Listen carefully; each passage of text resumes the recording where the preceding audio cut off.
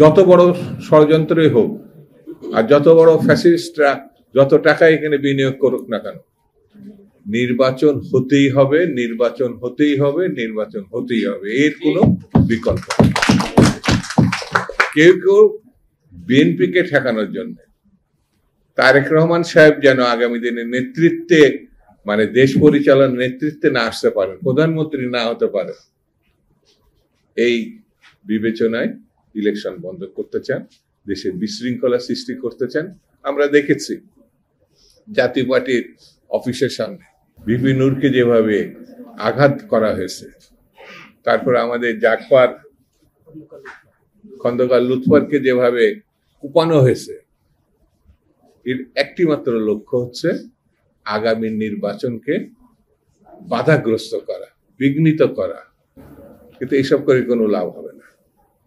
জনগণ যদি আবারও জেগে ওঠে, তাহলে এই হত্যাকারী, এই আঘাতকারী, এদের কিন্তু বিপদ আছে। বিএনপি মনে করে ডক্টর ইউনূস সাহেবের মধ্য দিয়েই আগামী জাতীয় সংসদের নির্বাচনটা ঐতিহাসিকভাবে সুসম্পন্ন হবে। কারণ ডক্টর ইউনূস নিজেই জাতির কাছে কথা দিয়েছেন তিনি একটি ঐতিহাসিক জাতীয় সংসদের নির্বাচন।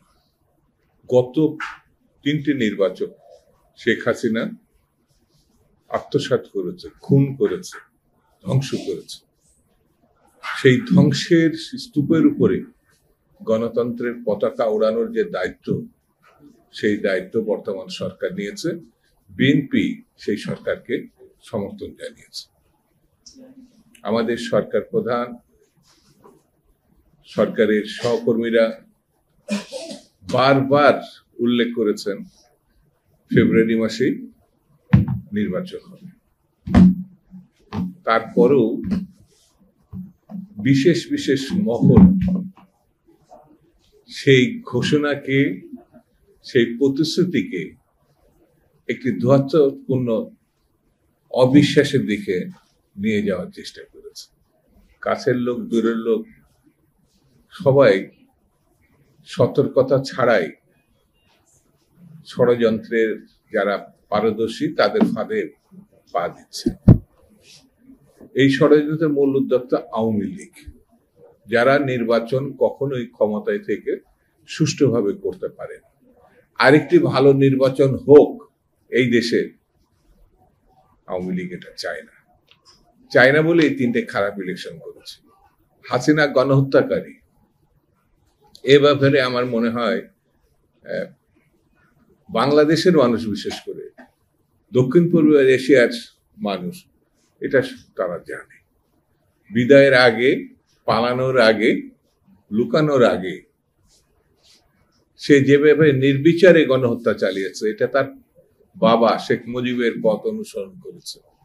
72-75 40 থেকে 50 হাজার বিরোধী দলের নেতা কর্মী শেখ মুজিব হত্যা করেছে।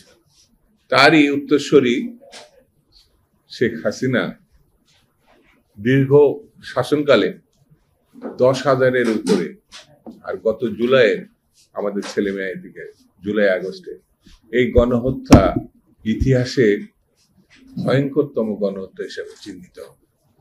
আর লুটপাট শেখ মুজিবের সময় আমরা দেখেছি। আর শেখ মুজিবের 2 কন্যা কত বড় চোর, কত বড় দুর্নীতিগ্রস্ত, কত বড় লুটেরা, এ ভাবা যায় না। তারা এই লোভকে সংবরণ করতে পারেনি বলে 8 থেকে 10টি ব্যাংকে একেবারে সবকিছু নিয়ে গেছে। হয় ভারতে, নয় লন্ডনে, নয় আমেরিকায় তারা এই টাকা পাচার করেছে। ডক্টর ইউনূস কথা দিয়েছিলেন যে টাকা তিনি ফেরত আসবেন।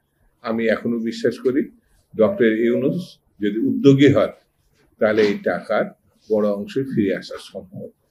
বন্ধুরা, আমি বেশি কথা বলবো না, আপনাদের আটকাবো না, তবে এতটুকু বলি, যদি সামনের দিনগুলোতে আমরা ঐক্যবদ্ধ না থাকি, একটি এক্সক্লুসিভ নির্বাচন করতে না পারি, তাহলে বাংলাদেশের স্বাধীনতা, সার্বভৌমত্ব রক্ষা করা কঠিন হবে।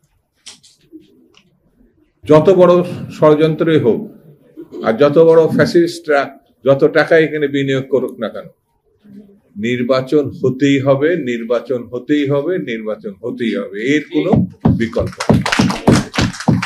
কেউ কেউ বিএনপিকে ঠেকানোর জন্য তারেক রহমান সাহেব যেন আগামী দিনে নেতৃত্বে, মানে দেশ পরিচালনার নেতৃত্বে না আসতে পারেন, প্রধানমন্ত্রী না হতে পারে, এই বিবেচনায় ইলেকশন বন্ধ করতে চান, দেশে বিশৃঙ্খলা সৃষ্টি করতে চান। আমরা দেখেছি জাতীয় পার্টির অফিসের সামনে ভিপি নূরকে যেভাবে আঘাত করা হয়েছে, তারপর আমাদের জাগপার খন্দকার লুৎফরকে যেভাবে কুপানো হয়েছে, এর একটি মাত্র লক্ষ্য হচ্ছে আগামী নির্বাচনকে বাধাগ্রস্ত করা, বিঘ্নিত করা। কিন্তু এইসব করে কোনো লাভ হবে না। জনগণ যদি আবারও জেগে ওঠে, তাহলে এই হত্যাকারী, এই আঘাতকারী, এদের কিন্তু বিপদ আছে। সেই জন্যে আমি বলবো ষড়যন্ত্রকারীদের উদ্দেশ্যে, বেশি বাড়া ঠিক হবে না, তাহলে বিপদ আছে। বন্ধুরা, আসুন আমরা ঐক্যবদ্ধ থাকি এবং দেশনেত্রী বেগম খালেদা জিয়া যেটা চেয়েছিলেন, তারেক রহমান সাহেব যেটা চেয়েছেন, 16 বছরের যে সংগ্রাম আন্দোলন, রাজপথে যে রক্ত, যে ত্যাগ, যে জুলুমকে মুখোমুখি হওয়া, সেটা তো শেষ হতে হবে এবং শেষ হওয়ার জন্যেই আমাদের ঐক্যবদ্ধ থাকতে হবে এবং দেশে একটি নির্বাচিত সরকার প্রতিষ্ঠা করতে হবে।